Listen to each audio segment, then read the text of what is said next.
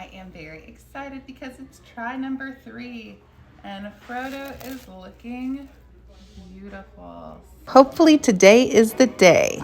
Last night I fed Frodo around 10 o'clock, and so by about 10:15 this morning, I started my process. I started by adding about 100 grams of Frodo and 300 grams of water. I did end up adding about 30 more because it was kind of thick.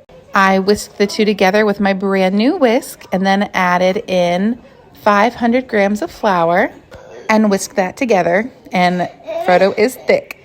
Then I covered and waited for 1 hour before adding in my salt, which I dimpled in.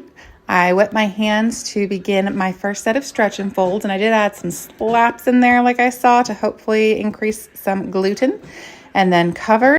Stretch and folds 2 through 4 were from roughly 11:40 until 12:55. Just time is what it is.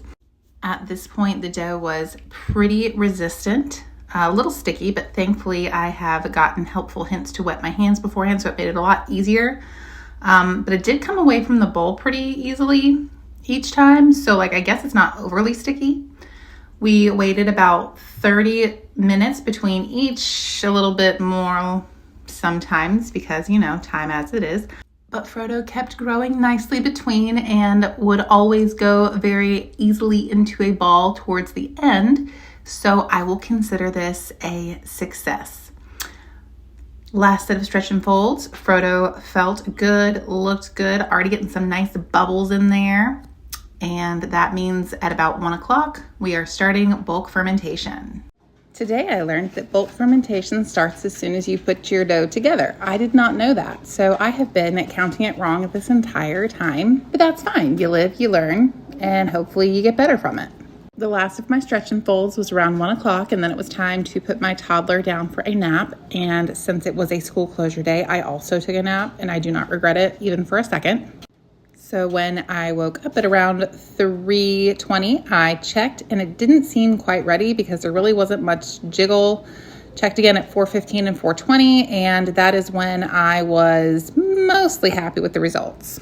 I am worried it might be overproofed, but it was nice and soft and fluffy, and it formed well, and it wasn't extra sticky, so maybe there is hope. I floured my brand new Banneton, then let it rest for about 20 more minutes, and it's even jigglier, and so now a cold proof till morning. Because of weather, we had a late start today, so it took me a little bit to get myself, my kids, and everything ready to go so that I could work with Frodo today. Around 8:20, I started preheating my oven with the Dutch oven inside. When it was almost done preheating, I got Frodo from the fridge, and honestly, okay, I'm impressed. It honestly was not as bad as I thought it was going to be, so there's that. I went ahead and scored a little design on Frodo, and when the oven was fully preheated and all that good stuff, Frodo went in with the lid on at 475 for about 20 minutes, and then when that was up, my face is too expressive because I was so excited. That is the best Frodo has ever looked. Back in the oven at 450 with the lid off for another 20 minutes, and honestly, this is the best looking loaf I've ever had. I had to take a moment for the bread because I am just so happy with how this turned out. I don't know if it's perfect, but it is perfect to me. The crust is crusty. The insides are soft and fluffy. There's good bounce. You can hear the air when you squeeze it. Oh, it's beautiful. And the taste, immaculate.